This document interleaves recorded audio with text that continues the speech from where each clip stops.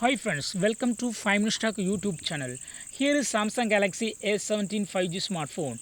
In this video, you will learn how to enable disable touch interaction sound in your phone Samsung Galaxy A17 5G. Suppose while you are touching any items in the home screen or in the navigation button, there will be some sound. Okay.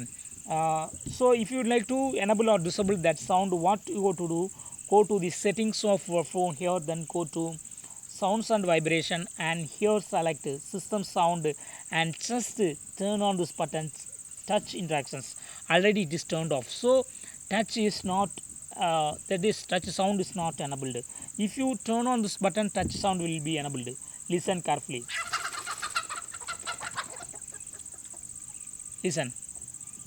Now that touch sound is hearable, audible. Okay, so suppose if you would like to turn off this one, that is touch sound, touch interaction sound, yes, you can do it. Again, go to the same settings and just to turn off this touch interaction, so that while you are touching on the screen there is no sound audible. So in this way you can easily enable or disable touch interactions in your phone Samsung Galaxy A17 5G. That's all friends, thanks for watching, bye.